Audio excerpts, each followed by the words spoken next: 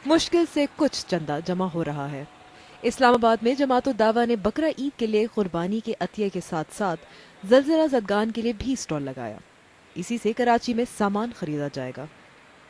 ये ज़रा कम है थोड़ा सा, अब पता नहीं है मीडिया की तरफ से ज़रा कम इसको ज़रा उजागर किया गया है, फोकस किया गया है, इतना हाईलाइट नहीं हुआ। तो दूसरा ये है कि बलूचिस्तान ज़रा यहाँ से थोड़ा दूर भी है, फासले पे भी है। इससे पहले जो ज़लज़ला आया था हमारी साइड पे कश्मीर में, लोग फिजिकली यहाँ से चल के चले गए थे। ज़लज़ले के चंद रोज़ बाद भी ऐसा लगता है जैसे ज़लज़ला ज़दगान के लिए लोगों में जज्बा कुछ कम है, जो 2005 के ज़लज़ले और 2010 के सैलाब की बात की सूरत हाल से बरक्स है। ऐसा जाहिर होता है जैसे पाकिस्तान और बलूचिस्तान लाताल्लुक़ हैं। सबसे मुतासरा जिला आवारान दूर जरूर है, लेकिन ये मुसीबत ज़दा लोग इमदाद के मुंतज़िर तो हैं। वहाँ रसाई मुश्किल है, इसीलिए गैर सरकारी तंजीमों और हुकूमत की इमदाद देर से पहुँच रही है। और बलोच मुज़ाहमतकारों की वजह से सिक्योरिटी भी एक बड़ा मसला है।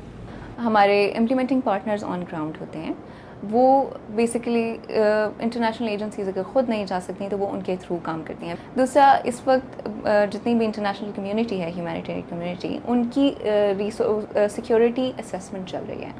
जैसे ही हमारी सिक्योरिटी असेसमेंट चलेगी तो हमें और पता चल जाएगा कि कौन कौन से ऐसे एरियाज़ हैं जिसमें हमें इम्प्लीमेंटिंग पार्टनर्स की ज़रूरत है, यहाँ जहाँ तक हम नहीं जा सकते हैं।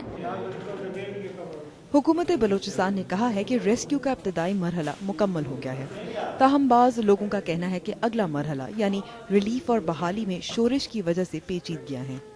हमारे यहाँ बलूचिस्तान में जो है, मतलब एक तो जो है इस किस्म की एक्सट्रीमिज़म और वो सिलसिले नहीं है, वहाँ पे अब एक इस किस्म की कुदरती आफत आ गया, एक इंसानी मसला है। और मैं समझता हूँ कि इंसानी हवाले से जितने भी लोग हैं उनको इस वक्त ताउन करने की ज़रूरत है, कोऑपरेशन करने की ज़रूरत है। जो जितने भी इमदादी सरगर्मियाँ हैं उनको किसी भी जानिब से, किसी तरफ से रुकावट नहीं होना चाहिए।